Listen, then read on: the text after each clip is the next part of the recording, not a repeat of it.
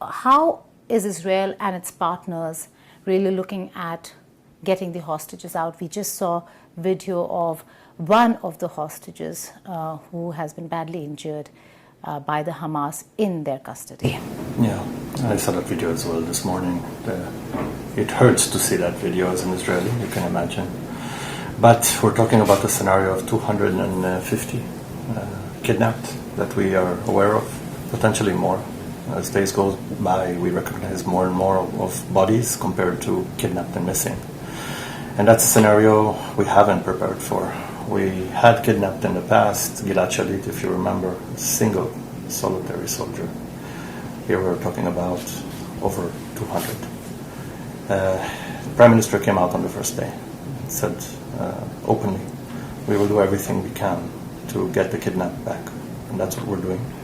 We're exhausting every venue of negotiation we can to try and get them back. I think it's barbaric that they chose to kidnap elderly, over 90. There's a Holocaust survivor, over 90. There are children, babies, mothers. There are young women, also soldiers. But soldiers we can somehow tolerate, maybe understand. It's still barbaric, but maybe understand that. There's as hostages, I can't understand babies being taken as hostages, put down in the tunnels with Hamas leadership so that they can be their protection. That brings me to the most sensitive part of this hostage crisis, which is the children. There is a serious situation for Israel to handle when it comes to the hostage crisis, but in terms of you cannot prioritize, but like you said, in terms of prioritizing, we saw the video of these little toddlers in the Hamas camp. How is Israel going to deal with that? Because that certainly is priority, but also the vulnerability of a country when your children are taken away. Our priority is to our citizens. That's our only priority. Everything else comes after. Yes, there is barbarity in the act of Hamas. It's an inhumane act, and we're asked to be humane and maintain humane standards and human rights towards those who are inhumane towards us and have been since 2007. And this is an ongoing thing. Yes, the world is aware of it now. They noticed it on Saturday morning, the 7th of October. We live with this. This has been going on for the last 16 and a half, 17 years. It's an inhumane situation. In an inhumane situation, Israel will still, as a democratic country, be humane as much as possible. We are still using knock on the roof, if you know. It means that we sometimes forfeit targets that are valid military targets just so we can get families out of those buildings before. We drop leaflets. We allow for ample time for the population to evacuate itself to safety. If you were following, and I'm sure some of the viewers have been following the situation, Hamas is the one that blocked the roads, making sure that they will not be able to evacuate. Human shields is a Hamas prerogative. This is what they do.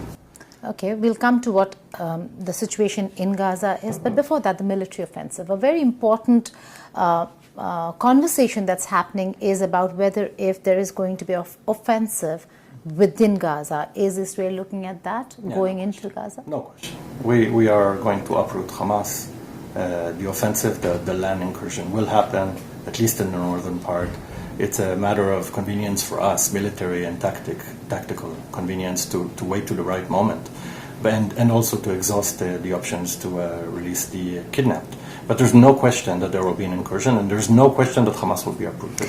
And in that scenario, Ohad, how is Israel then going to handle the fact that Hezbollah, Iran, various other countries have already warned of coming together should there be an incursion? It's not new to us.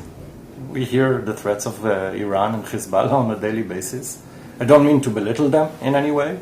We saw what happens when we are arrogant and misunderstand that something is liable to happen, but you can catch us off guard once, not more than that. We've been hearing Iran threaten us since 1979. It's not the first time that they say they will wipe us off the map. They say it on a daily basis. They're saying it through Hamas, they're saying it through Palestinian Islamic Jihad and through Hezbollah, and they're saying it directly. So we are always aware of the threat. They should also be aware of the limits of their power. Okay. What about the Arab world then? They're also waiting and watching, but there's only that much room for maneuverability when it comes to the Palestine question, even in the Arab world? Ohad? So much cynicism in the Arab world. I saw your interview with the Palestinian so-called ambassador. I say so-called not because he's not an ambassador. I think he forgot who he was representing in that interview. He was representing Hamas. West Bank. Just a reminder to him, Hamas threw his people off the roof in 2007 in the Gaza war. And it was cynical. And this is some of what happens in our neighborhood and in the Arab world. There's a lot of cynicism.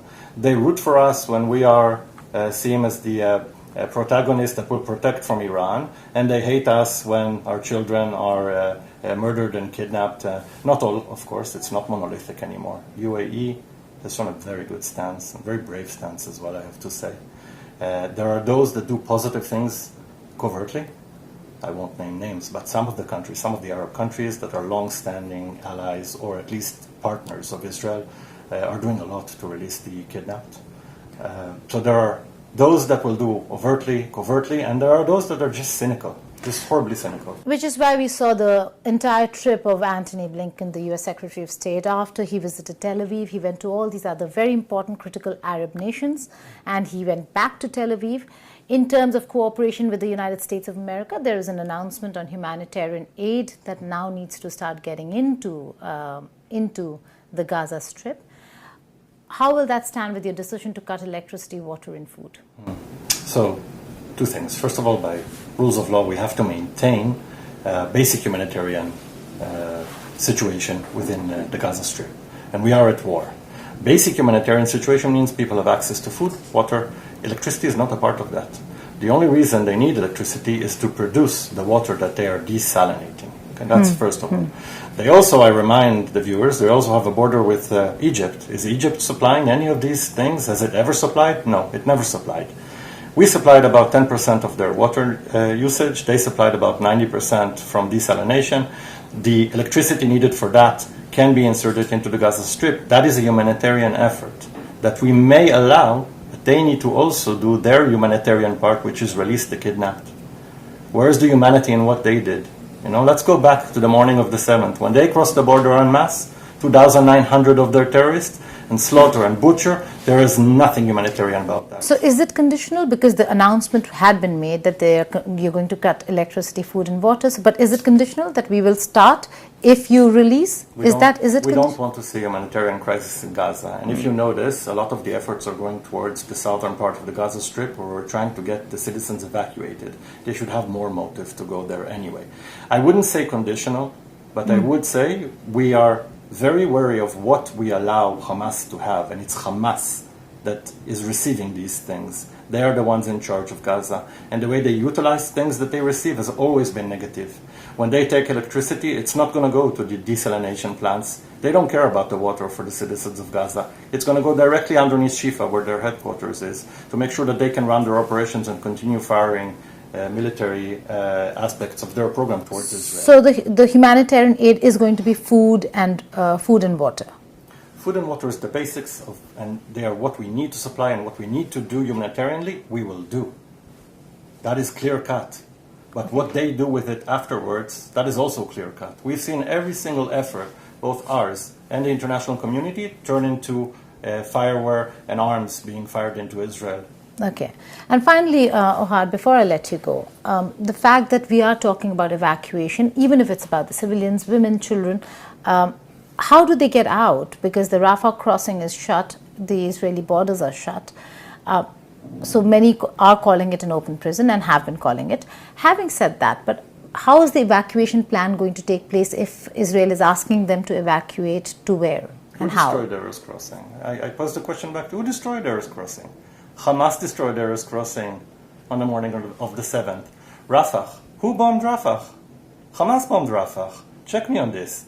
We are trying to allow the evacuation into the southern part for all civilians and for international presence to be removed through the Rafah crossing. The ones blocking are Hamas, not us. This is 3 days ongoing. They could have let those people out a long time ago. Is Egypt cooperating in opening the Rafah? Of course it is, no question. The cooperation between us and Egypt is a given. The ones who are not doing what they should are Hamas, have been from the get-go. They're using everybody that they can as some sort of a guard, some sort of a collateral damage that they can have if something were to happen. Finally, where do you see it go? Is it going to be a very prolonged war between Hamas and the Israeli forces? Is it going to be something where we will see an international intervention and maybe a negotiated settlement? Could that really happen after the October 7th attack? First of all, there needs to be an uprooting of Hamas. I'll tell you why. It's not just a slogan. We sometimes use rhetoric too much, and it sounds to people like a slogan. We need to break it down. I have a 94-year-old grandfather. He lives in the center of Israel. He needs to wheel himself to a shelter 3 or 4 times a day. That's not a scenario that is acceptable. We cannot accept the murdering of our children, of our women, of our elderly. This is not acceptable. It can happen once, and if it happens again, then we are defunct. Then we are not fulfilling our basic duty to our citizenry. Everybody in Israel right now, and I think most of the world, is expecting the uprooting of Hamas. You have to be a true savage to see what you saw on the morning of the 7th and the images coming since, and not understand that this organization needs to cease to exist. It is worse than ISIS. It is as horrible as the Nazis and the atrocities that they committed through the Holocaust. This is not a scenario which is containable anymore. They will be removed, and what will happen to the governing of Gaza Strip later will be discussed later. We've completely run out of time, but before that, just one final question. Is it going to be a war fought by Israeli forces, or could you look at reinforcements coming in from the United States of America, your allied forces, partners? Are we looking at that as well? Despite the fact that we appreciate the support that we receive from these countries that you mentioned and others, our neighborhood is a tough neighborhood. If we're not the bully of the neighborhood, then we are the victim of the neighborhood. We will be the victim no longer. We have to show our force first, and then we can talk about support later. India's stand and how India... Oh, we're so thankful. And this is a moment to say to all the viewers, we are really so thankful. The amount of support that we've received here is phenomenal. People offering to go to the IDF and conscript, people offering to give whatever aid they can, even Indian Israelis, because you have a diaspora in Israel as well, stand just to soldiers. It's just overwhelming. It is emotional. It is positive, and I'm happy we have it.